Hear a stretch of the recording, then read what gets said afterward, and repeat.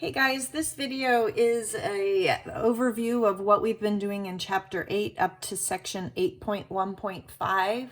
If you'd like to have a copy of this paper that I have down here in front of me, go ahead, and it is located on the same assignment as this is in Google Classroom, and you can pull that up on your computer, you can print it, or whatever you would like to do with it.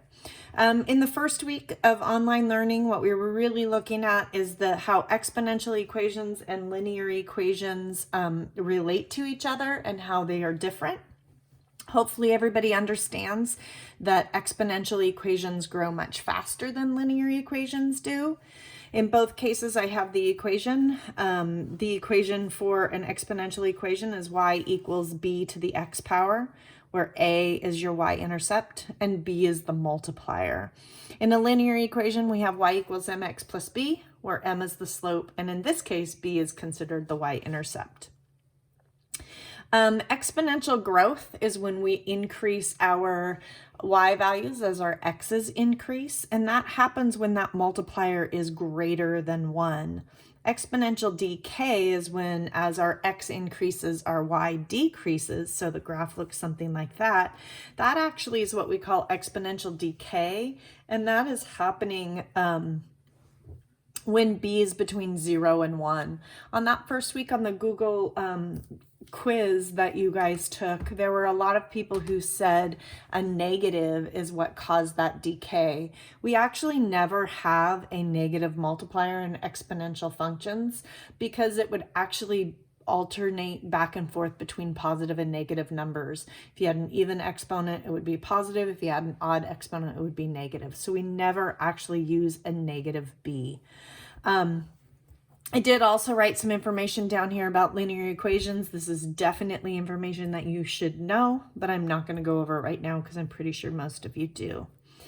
In week 2, we were really looking at the difference between simple and compound interest.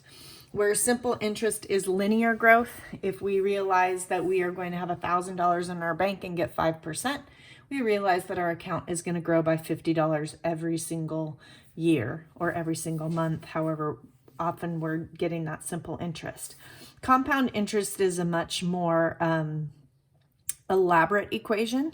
We remember that we have this 1 right in here because we know that if it's compound interest, we know that our account is growing by a certain amount. And in order to have that multiplier greater than 1, we're going to have to add 1 plus the interest that we're earning.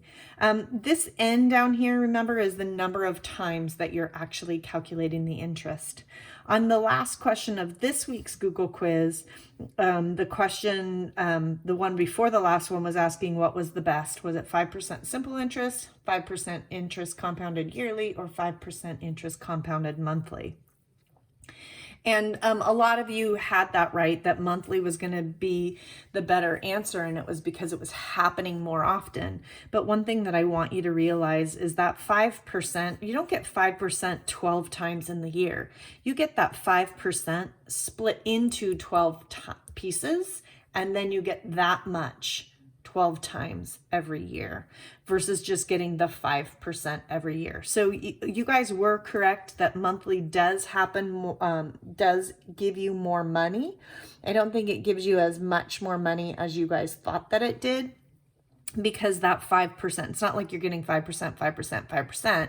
You're actually getting a 12th of 5%, 12 different times. One thing I also want to talk about in that Google form, you guys, when I asked the last question, I really am expecting elaborate answers on the last question. I need you to explain to me in a way that I know for sure that you understand what the problem was asking you to do.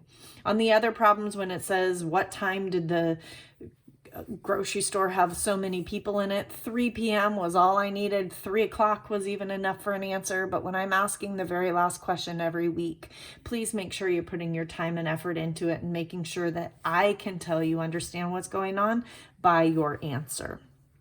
The other thing I want to point out from last week's quiz was question 41. Question 41 gave us an equation, y equals 1,200 and in parentheses 1/2 to the x power. And a lot of, it asks you to gave you the equation and asked for the 3 other things. Well, the 3 other things would be the graph, the table, and a situation. What we're talking about as a situation here is what's the real life context that we could use for that equation. For example, a real life example would be there's 1,200 apples where a half of the apples rot each week. And so trying to figure out how many apples we have left at the end of the time, we could just use that equation.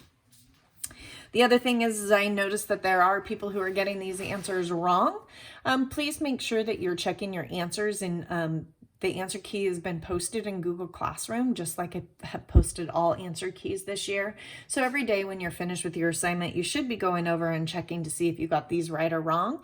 And if you got them wrong, shoot me an email. I'd be happy to make a video for you to show you how to do them correctly. That's really what I'm expecting you to understand so far up to section 8.1.5.